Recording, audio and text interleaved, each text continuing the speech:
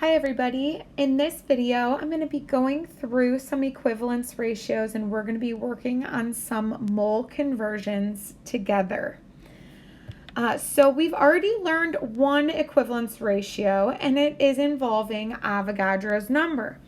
We know that 1 mole can be equal to 6.022 times 10 to the 23rd atoms, ions, molecules, or particles. But 1 mole can also be equivalent to some other things, and that's what we're going to be going through today. So you guys can be following along with me on page 4. So the first one we're going to talk about is molar mass. So molar mass can be used to convert between moles of a substance and grams of a substance. If you recall, the unit for molar mass is grams per mole. Another way that you can write this like division symbol is, say we were writing out the molar mass of N2H4. Another way we could do it is by writing 32.05 grams per 1 mole of that same substance. Another way that we could write it is by having it flipped.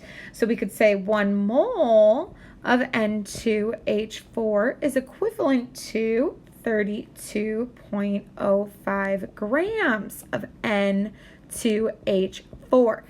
And because we're able to put equivalence ratios into conversion factors like this, we're able to convert. So let's take a look at the examples. Oh, I guess before I do that, on your page, write out this equivalence ratio for yourself in the box that's on the page with the stars on either side. And I have another example written here, a mole of a diatomic hydrogen. So 1 mole of H2 equals 2.016 grams of H2. So dependent on if we're converting to grams or converting to moles, we can set it up into various conversion factors. All right, if we take a look at the examples on your page, the first problem says, how many grams are in 6.3 moles of carbon dioxide? So always indicate to yourself the given. We have 6.3 moles of carbon dioxide, and the question is asking for grams. Now, grams is a G, so think what number would I need to use if I am asked for grams or mass? And the answer is, you guessed it, molar mass of a substance. So we always start off the same. We write down our given. We have 6.3 moles of carbon dioxide, so CO2. We want to be able to cross that unit off.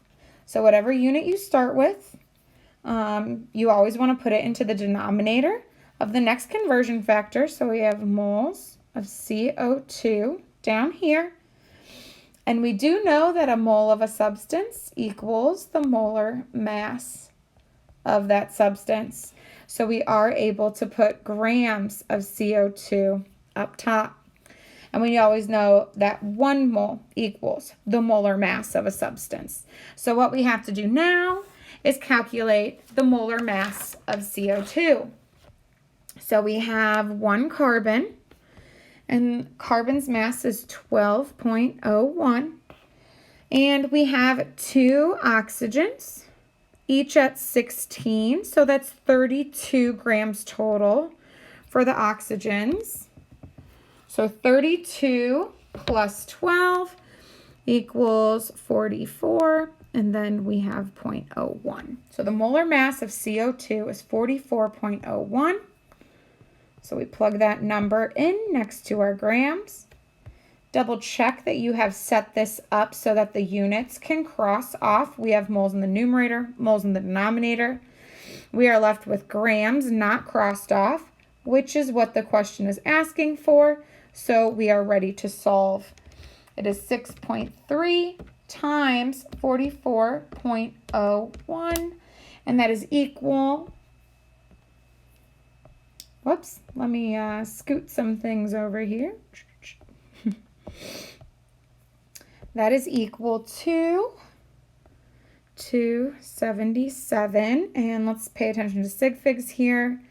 Well, there are only 2 sig figs in our starting number, so technically this would be 280 grams of CO2.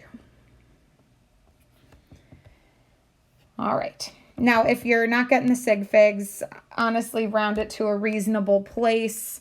The answers that I give you on the pages will be in sig figs, but just make sure that your number one priority is at least getting your setup correct. Okay, so if you can get the setup correct, we can work on the sig figs later.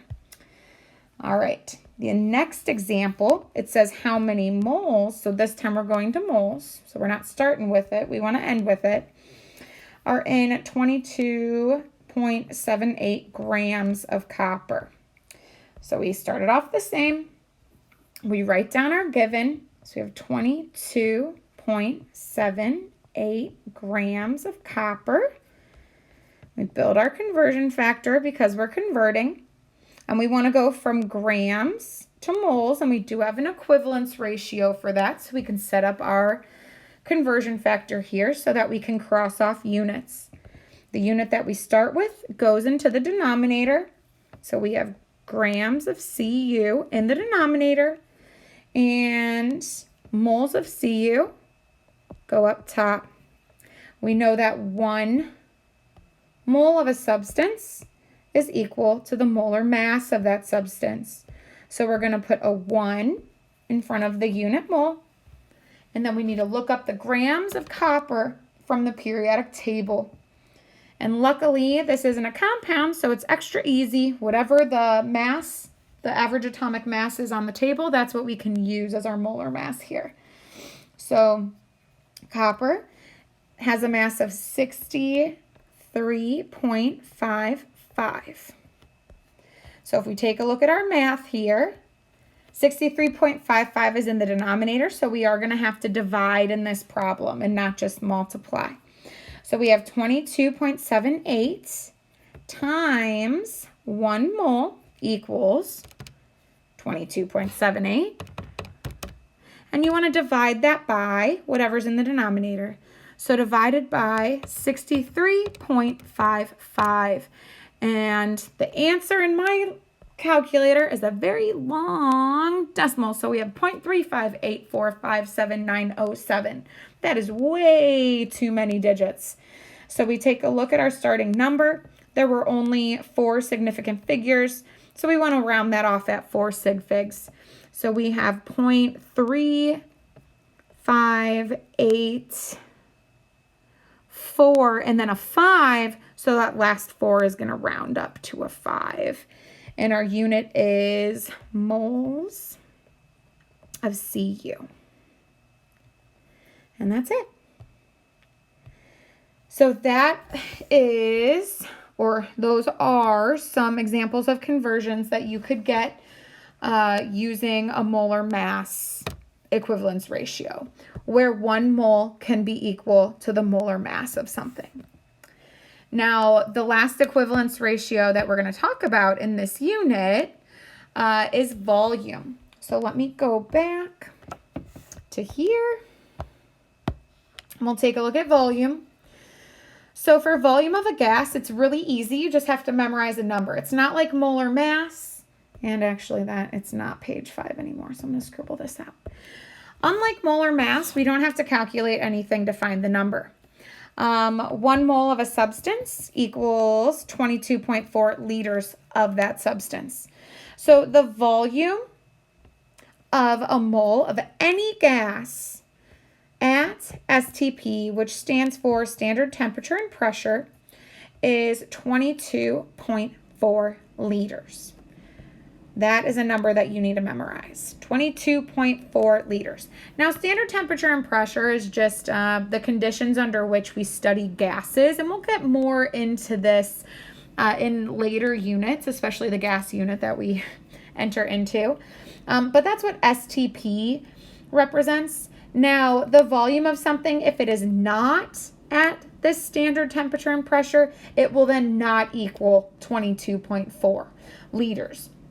So for the sake of consistency, the problem should state that it's at STP, because if it's not at standard temperature and pressure, then this is not going to be the value.